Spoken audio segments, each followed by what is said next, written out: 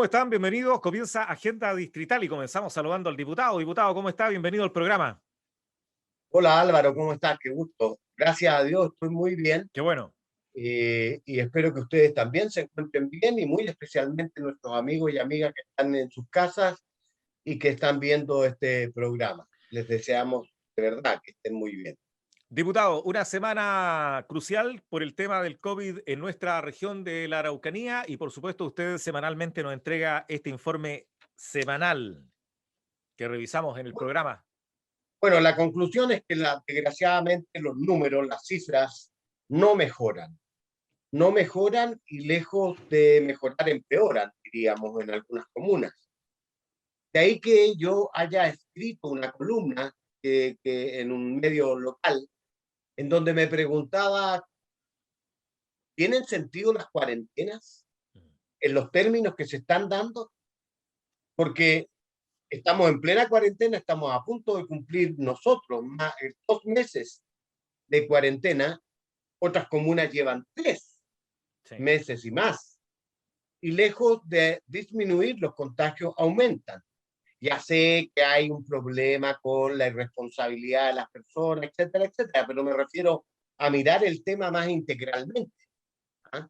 ¿Es esta una buena medida si no va de la mano con otras acciones, como por ejemplo aportar recursos a las familias para que efectivamente puedan quedarse en sus casas y no tengan la obligación de salir, porque algunos salen obligados, otros salen porque son irresponsables, inconscientes, pero hay otros que tienen que ir a buscar el pan de todos los días. Y a esa persona yo no le puedo, porque sería pecado social, decir, no, quédate en tu casa. ¿Y a dónde está el apoyo del Estado? ¿Con qué viven? ¿Con qué pagan las deudas? ¿Con qué pagan los elementos básicos de la subsistencia humana? Entonces, a eso me refería con la columna como idea central.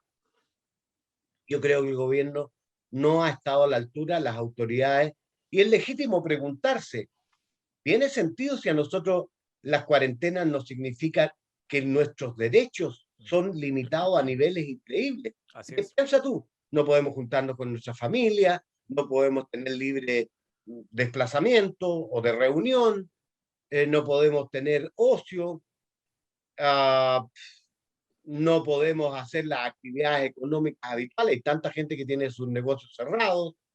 Eh, en fin, el costo es muy alto y los resultados muy pobres.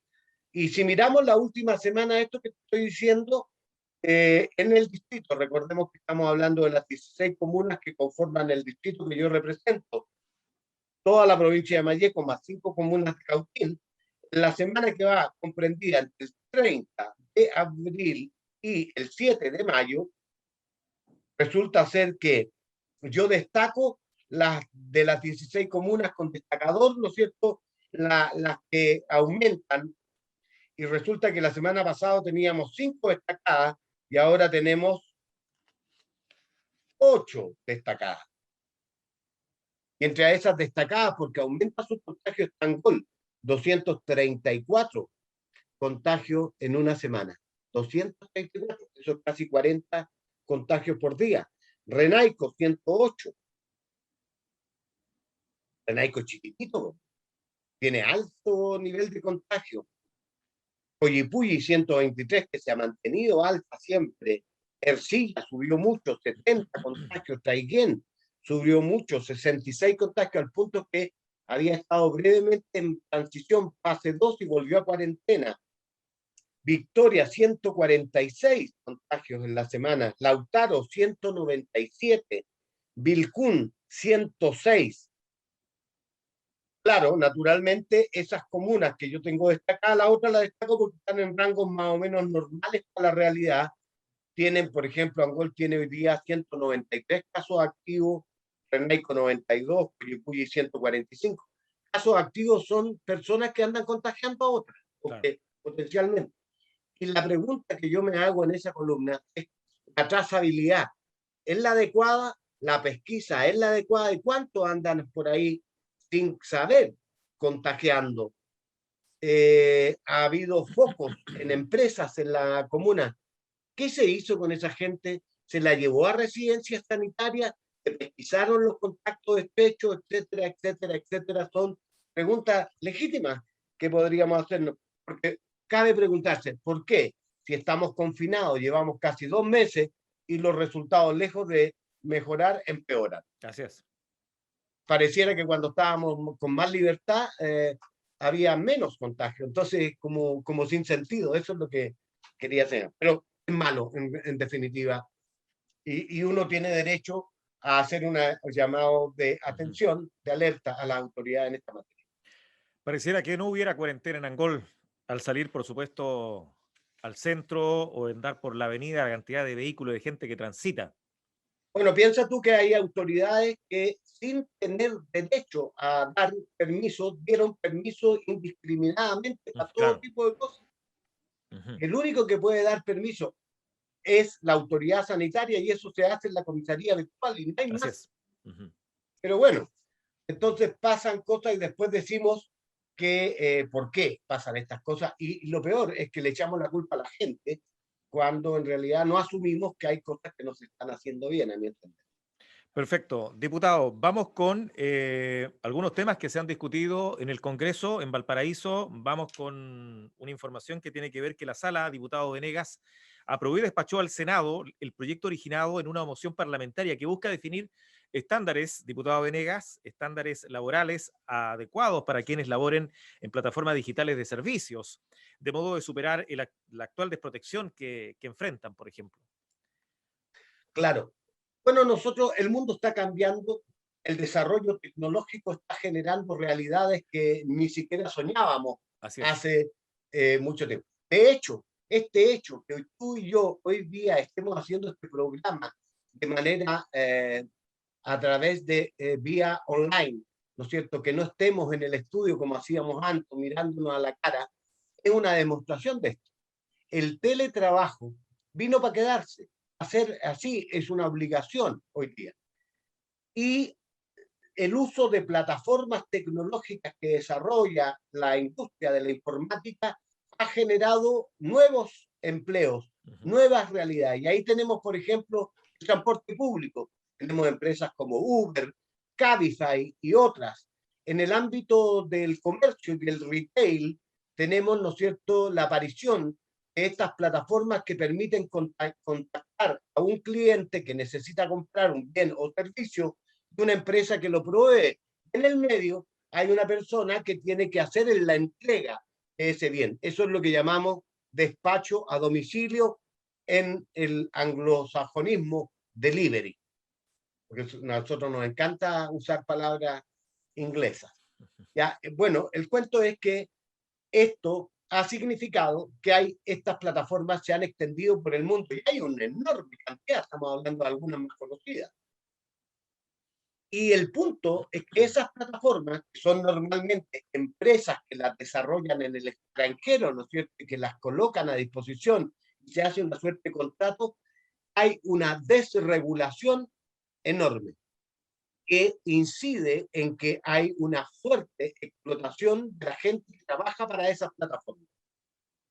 Los despachadores, yo he visto algunos reportajes de gente que trabaja haciendo delivery o despacho a domicilio en Santiago, en la región, en las grandes ciudades, y la verdad es que es abusiva. Me acuerdo haber visto una chica que trabajaba como 12 horas o 14 horas pedaleando en Santiago, recorría una cantidad de kilómetros brutal para ganar 17 lucas al final de la jornada. Y sin colación, sin lugar donde poder descansar, sin un lugar donde hacer sus necesidades básicas, un baño, etcétera, etcétera, etcétera. Esta desregulación, los famosos socios conductores del Uber, del Cabify y de otros también se ha prestado para. Entonces, lo que hace este proyecto de ley es regular esta realidad. ¿Para qué? Para imponer a estas plataformas. No estamos hablando del señor que aquí en Angol, ¿no es cierto?, tiene un pequeño repartidor que le ayuda a dejar. No, estamos hablando de estas plataformas, de estas grandes empresas, Rapid, por ejemplo, que hay, por ponerte un ejemplo. Ellos que tengan que tener contrato los trabajadores, que esté establecida una jornada, que estén establecidos derechos mínimos, que tengan derecho, ¿no es cierto?, a vacaciones, por ejemplo, que tengan derecho a previsión, que tengan derecho a salud, que ellos están completamente desprotegidos. Y nos parece un abuso, porque esa gente gana mucho dinero, esas plataformas ganan muchísimo dinero, y es más, ni siquiera tributan en Chile, porque tributan normalmente en paraísos tributarios, en la isla Caimán, Holanda, etcétera. Entonces, es necesario para proteger a los trabajadores y trabajadoras que con necesidad tienen que hacer estas tareas en medio de esta crisis económica que estamos viviendo, que estén mínimamente protegidos. Ese es el propósito de esta ley. Perfecto, estamos en Agenda Distrital conversando con el diputado Mario Venegas. Diputado, la sala aprobó en general la iniciativa que consagra el carácter de vías de acceso a las huellas o senderos de uso inmemorial o ancestral. Usted nos va a explicar, diputado. Bueno, todos nosotros conocemos, yo mira, en mi trabajo como gobernador y como parlamentario, esto me salía recurrentemente y no teníamos cómo resolver. Estoy hablando de que en el campo, especialmente, ¿no es cierto?, en la zona rural, hay huellas o senderos que se transformaron en los huellas o senderos que la gente usó de tiempos inmemoriales, me refiero a hace muchas décadas. Y de pronto llega un señor que compra, por ejemplo, una forestal, el terreno, y le pone cerco o portón e impide el libre tránsito de que esas comunidades habían tenido, ¿no es cierto?, ancestralmente. Y se genera un conflicto, porque esa gente a veces queda encerrada, incluso no puede salir a los caminos públicos. Claro. Entonces, este proyecto de ley viene a resolver este problema porque establece que por el solo imperio de la ley, cuando se demuestre que ese huella, ese camino es muy antiguo y que ha tenido uso frecuente por la comunidad del sector, por el solo imperio de la ley habrá lo que se denomina servidumbre de paso garantizada, es decir, que los propietarios posteriores no podrán cerrar o impedir el libre tránsito porque el uso y costumbre inmemorial o ancestral le dieron a esa huella, a ese sendero, a ese camino secundario, el valor de ser una ruta que todo el mundo usa. Antes de este proyecto de ley, la gente la dejaban encerrada, le impedían el paso, a veces no podían salir, dar una vuelta enorme. Se producían conflictos legales, había que demandar, ir a los tribunales, pagar una cantidad por lo que se llama la servidumbre de paso. Bueno, este proyecto de ley lo que busca resolver, y por eso yo lo aprobé con entusiasmo, porque te repito, en mi trabajo muchas veces me encontré con estos casos y con la impotencia de poder hacer algo, porque la única manera era llevarlo a los tribunales a través de una demanda civil, ¿no es cierto?, etcétera, etcétera. Perfecto. Ok, seguimos avanzando en agenda distrital. Diputado, una nueva institucionalidad destinada a enfrentar las situaciones de emergencia en nuestro país con trabajos desde lo preventivo a lo efectiva respuesta local, regional o nacional ante un desastre. Aprobó y despachó hoy la sala de la Cámara de Diputados y Diputadas. Usted nos cuenta. Bueno, lo primero es que esto surge como una realidad. Chile es un país que frecuentemente está enfrentado a desastres naturales de todo tipo y desde, ¿no es cierto?, terremotos, inundaciones, tsunami, desprendimiento de tierra, roca y lodos, que se llaman eso, ¿no es cierto?, que siempre se me olvida el nombre. Aluviones. Aluviones, correcto.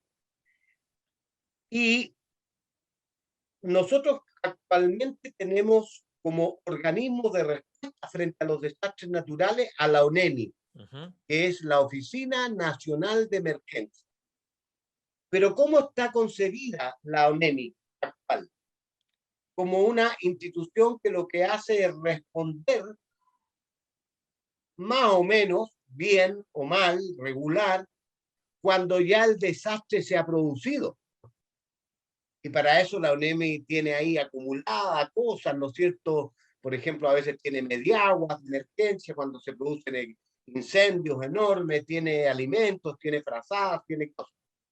Pero su respuesta es una vez producido la emergencia o el desastre. ¿Cuál es la idea de esta nueva institucionalidad? Incorporar el concepto de la prevención.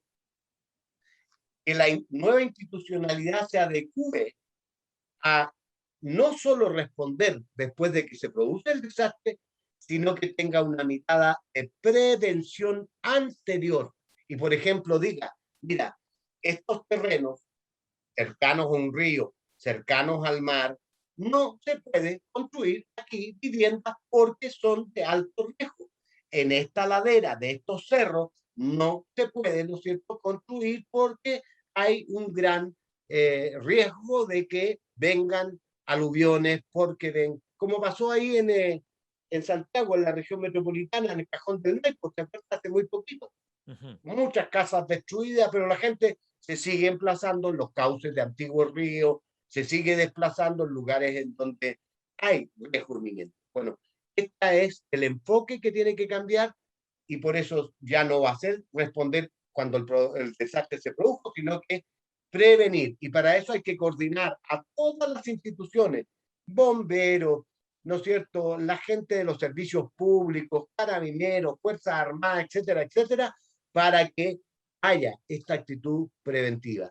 El MIMBU, vivienda, geología, tiene mucho que decir, etcétera, etcétera. La dirección de obras hidráulicas tiene mucho que decir cuando se hacen estos emplazamientos a la orilla de los ríos, por ejemplo, etcétera, etcétera. Ese es un paso adelante, si bien es un cambio en el concepto, en el paradigma, en la manera que se concibe el tema, me parece importante irlo haciendo porque estos desastres normalmente se llevan no solo pérdidas materiales, sino que muchas veces pérdidas humanas, que son muy valiosas. Así es. Diputado Venega, atendiendo ahora lo que tiene que ver con la realidad que viven muchos padres, madres, que deben enfrentar, por supuesto, en el actual contexto de crisis sanitaria que vive nuestro país y el mundo entero, eh, que se ha prolongado, por supuesto, sus efectos por más tiempo de lo que inicialmente se comenzó. La sala de la Cámara, tengo entendido que aprobó y despachó un proyecto que extiende lo que tiene que ver con las licencias médicas, diputado Venega, preventiva para el cuidado del lactante y el teletrabajo, en este caso. Sí, bueno, en palabras sencillas, esto es el postnatal. ¿No es cierto? El postnatal dura legalmente a casi 6 meses. El tema es que como producto de la pandemia, una mamá que está amamantando a un lactante de pocos meses que vuelva a trabajar hoy día es un riesgo enorme. Aprobamos una ley a este respecto, pero el año pasado, pero como la pandemia, como tú bien dices, se extendió más allá de lo que uno esperaba y todavía no sabemos hasta cuándo, en realidad nadie puede tener certeza.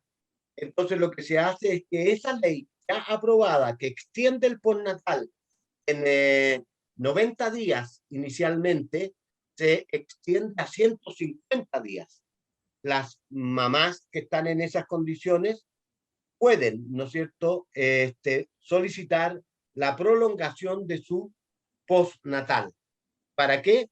Para que sigan cuidando a sus niños, para que no tengan que volver al trabajo presencial y de esta manera no se arriesguen a contraer la enfermedad y con ello afectar a su familia y especialmente a estos niños. Eso también es válido para las mamitas que están gestando, las que están embarazadas, que tienen que, ¿no es cierto? La idea es que trabajen en la forma de teletrabajo y no de presencial, porque eso significa teletrabajo en la medida que sea posible. Claro. Por ejemplo, yo te digo, mis colaboradores de mi oficina, todos están en teletrabajo porque es posible que ellos puedan seguir haciendo consultas, gestiones desde esta perspectiva.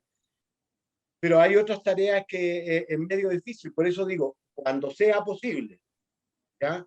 y esa es la idea, proteger a las mamitas que tienen niños lactantes de pocos meses y a las mamitas que están esperando un bebé. Perfecto. Diputado, vamos ahora con este proyecto que establece un nuevo bono a cargo fiscal de 200.000 pesos a los cotizantes que producto de los retiros del 10% quedaron sin fondos previsionales, hayan tenido saldo cero en sus cuentas individuales de capitalización o presenten saldos inferiores a 200.000 pesos. Aquí el gobierno ha hecho un aporte que ustedes, por supuesto, estuvieron discutiendo esta semana. Sí, el proyecto del gobierno lo tijereteamos, lo votamos mucho porque era bastante malo en muchos sentidos. Primero, ahora lo digo esto porque el presidente lo vio en la televisión, ¿no es cierto?, haciendo discursos y luciéndose y sacándole el máximo de brillo posible al bono. Lo primero es que la ayuda es ahí nomás, pues son 200 lucas, sino es mucho más. Eh, para una familia que se lo está pasando mal y que tiene cero ahorro previsional, no es un gran aporte, digámoslo claramente. Oiga, y Nosotros creemos... estos 200.000 pesos que van a la cuenta de cada uno de los chilenos que tenga AFP, ¿podría haber sido de otra manera, por ejemplo, un traspaso directo a la cuenta RUT? Obvio, es lo que nosotros decíamos, ¿por qué era necesario darle esta vuelta de ir a la AFP? Salvo que el único argumento razonable que encontré es que la AFP efectivamente, como llevan las cuentas, son las que tienen más claro quiénes están en esa condición. Entonces es más rápido pesquisar Ya, quiénes perfecto. se van a beneficiar. Bueno, el gobierno decía 200.000 pesos a todos los que tuvieran saldo cero. Pero nosotros dijimos en la discusión, para hacerlo simple, oye, pero ¿y si una persona tiene 5 lucas? Claro.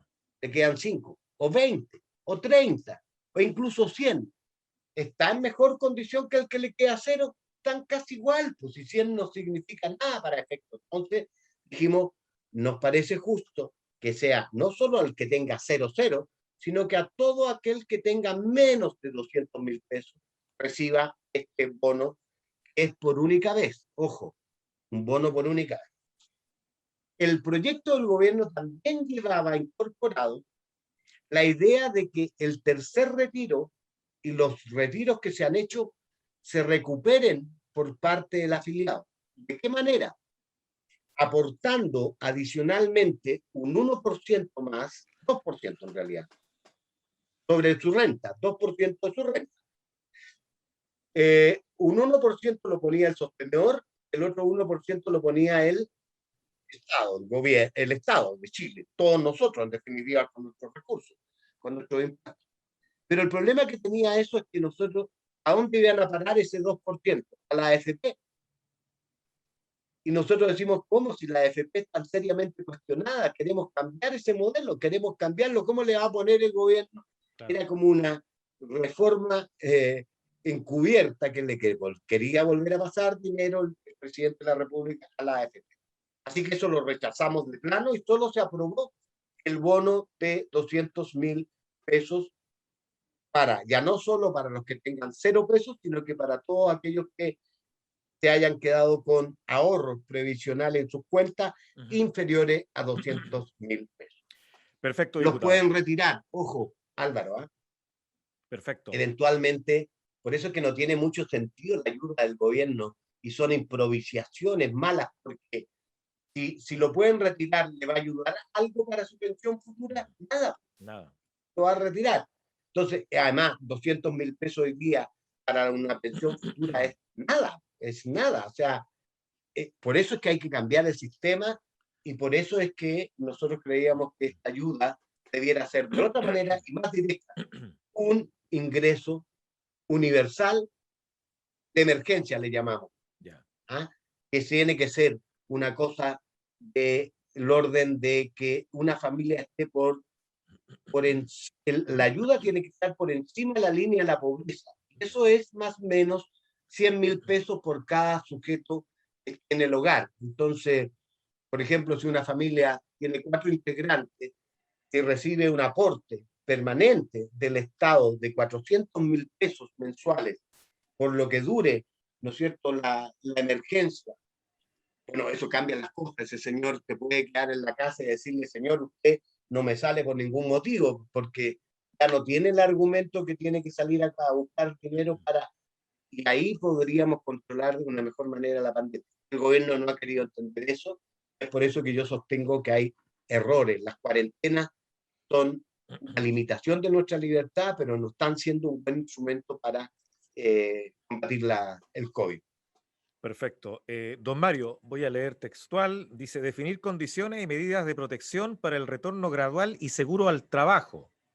Todo esto en el marco de la crisis sanitaria por COVID-19 es el objetivo del proyecto aprobado hoy por la sala y despachado al Senado para cumplir con su tercer trámite, que usted nos va a explicar. Básicamente lo que tenemos aquí es un proyecto de ley nacido en una moción parlamentaria que tiene una preocupación muy especial por cómo volvemos ¿Ya? al trabajo presencial en estas condiciones, pero especialmente cuando estamos con personas que tienen cierto riesgo adicional. Ponte tú, personas mayores de 60 años, adultos mayores, son de mayor riesgo. Lo que comentábamos, las mujeres embarazadas son, tú pondrías a tu mujer embarazada en riesgo cuando está ella y tu bebé que viene en camino en riesgo, Claro que no. ¿cierto? Las mamás que están amamantando a sus bebés de pocos meses, en donde además es tan importante, ¿no es cierto?, que ellas tengan el apego y que estén, y no vaya a ser que se vayan, ni Dios quiera, a infectar.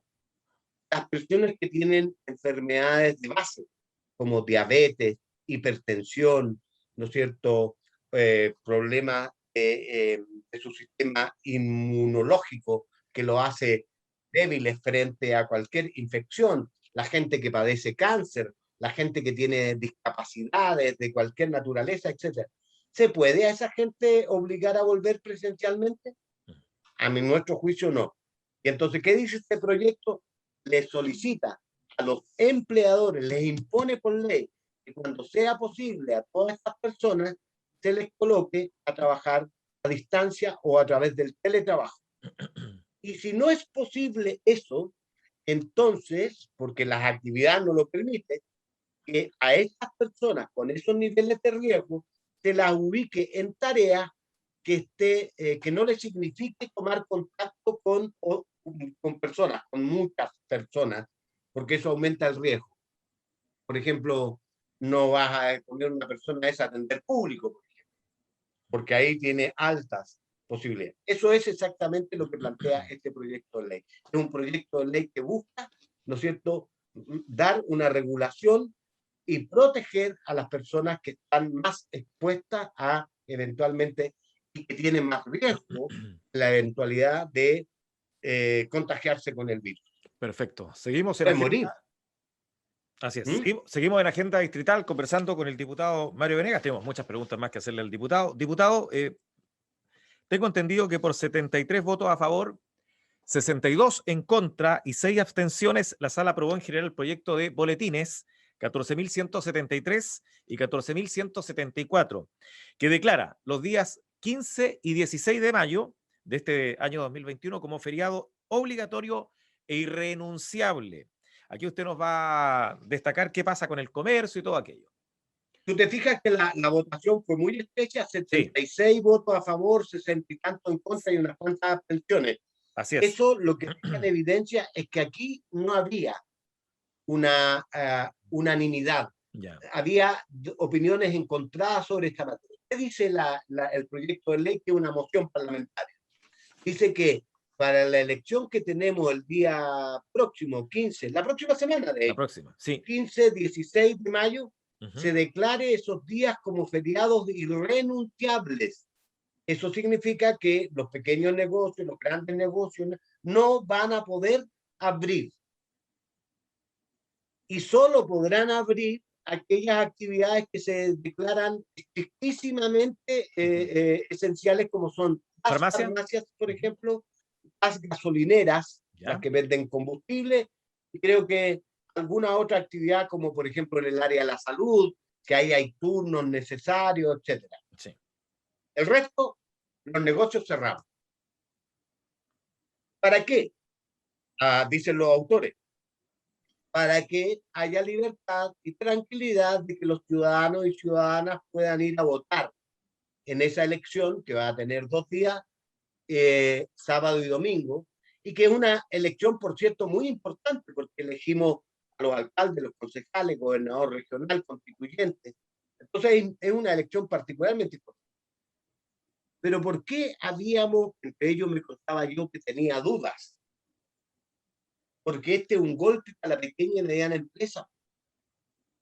Porque las empresas, muchos negocios han sido fuertemente afectados la pandemia.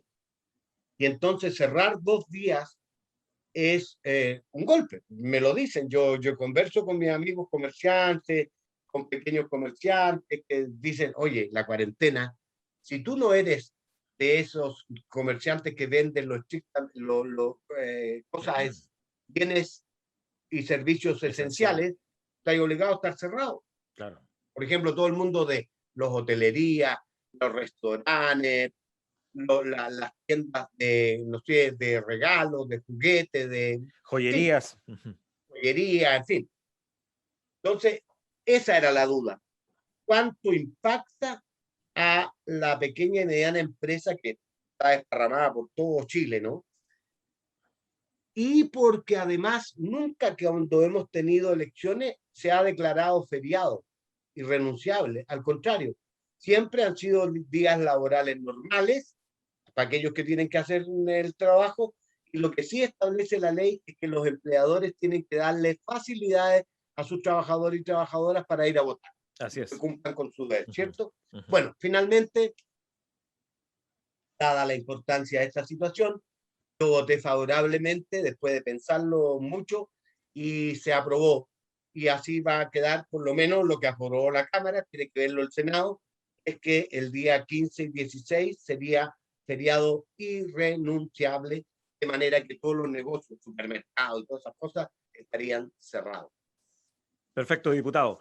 Vamos a otro tema, don Mario, porque por 132 votos a favor, 5 en contra y 2 abstenciones, la Cámara de Diputados y Diputadas ratificó en general y en particular la propuesta proveniente del Senado que evita el corte de servicios básicos por mora, dejando el texto en posibilidad de pasar al Ejecutivo para ser promulgado como ley definitivamente. Te fijaste que ahí obtuvo 132 votos, 5 en contra y 2 abstenciones. O sea, aquí hay un proyecto que la mayoría. Estábamos de acuerdo. A diferencia del que comentamos antes. Anterior. Había diferencia de fondo. Este no. ¿Y en qué consiste este proyecto? Básicamente, aumentar la vigencia o prolongar la vigencia de una ley que ya aprobamos el año pasado hasta el 31 de diciembre del 2021, y que consiste en que las empresas no podrán cortar a los hogares de los chilenos y chilenas 3 suministros básicos: agua, energía eléctrica y gas por cañería, como causa o a consecuencia de que tuvieran deudas en el suministro. ¿Por qué? Porque nos hacemos cargo de los efectos de la pandemia. Hay gente que no tiene cómo pagar, tiene que comer primero, y esto lo dejó de lado. Y no es que estemos diciendo que no van a pagar.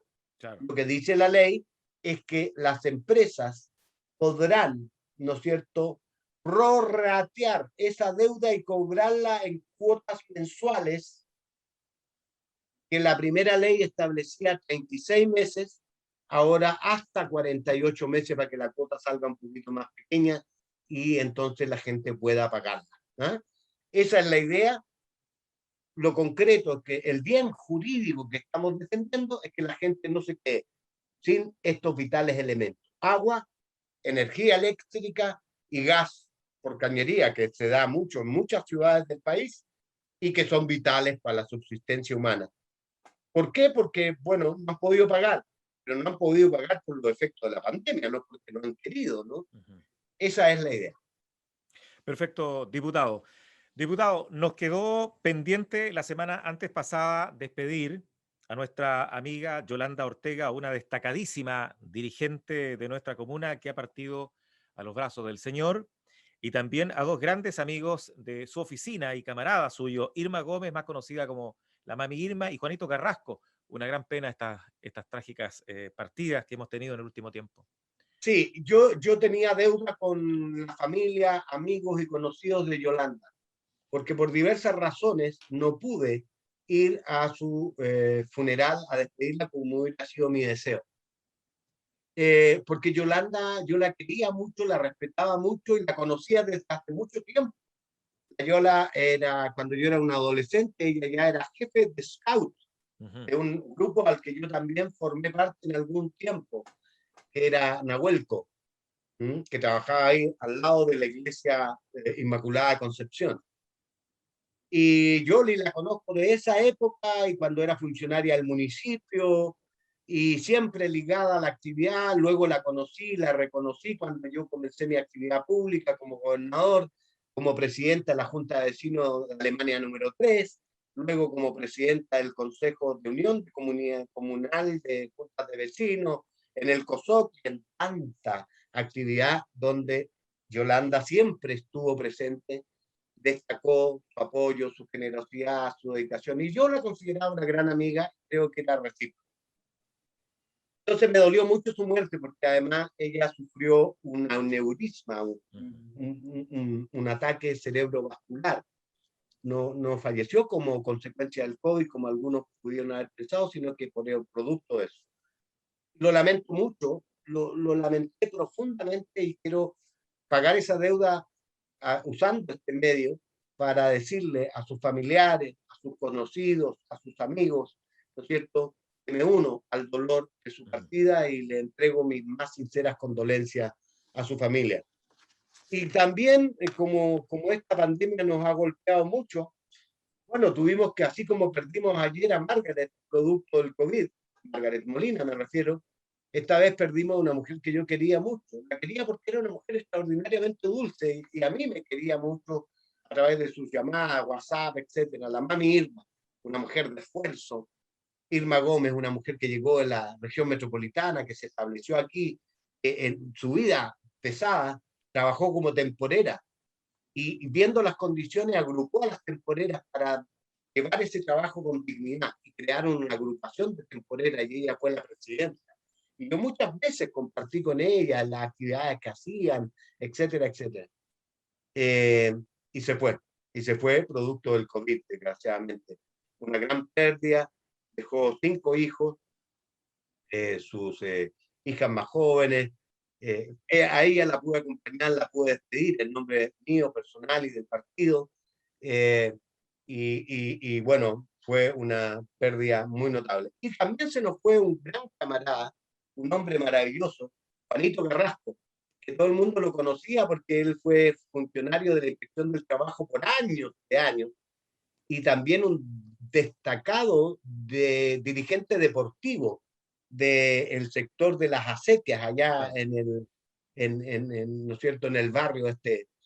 Él fue un gran dirigente, un gran hombre, y él falleció desgraciadamente porque lo aquejaba un cáncer que venía luchando contra él hacía mucho tiempo. Así que a sus familias, tanto de Irmita como de Juanito Carrasco, mis condolencias más sinceras y todo mi cariño, y pedirle a Dios que les dé consuelo, ¿no es cierto?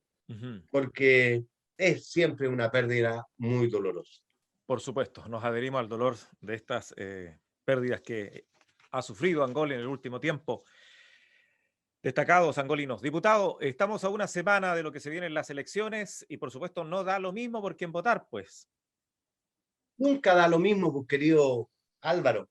Yo quisiera poder, si algo que me gustaría hacer en el futuro, ¿no es cierto?, es poder colaborar, Claro. a hacer entender, ya no desde el rol de parlamentario, porque cuando uno es autoridad, la gente como que tiene sus prejuicios, tiene sus cosas, sino que en una tarea posterior, hacer entender el valor de la democracia, Sí, hacer así es. entender el valor de la participación, hacer entender el valor que tiene elegir a sus autoridades, que no todo es malo como en las redes y hoy día dicen todo es asqueroso y hay descalificación y todo. No, es muy importante porque afecta directamente nuestras vidas. A quien elijamos como autoridad de nuestra comuna afecta de una manera u otra a ti, a mí a todos.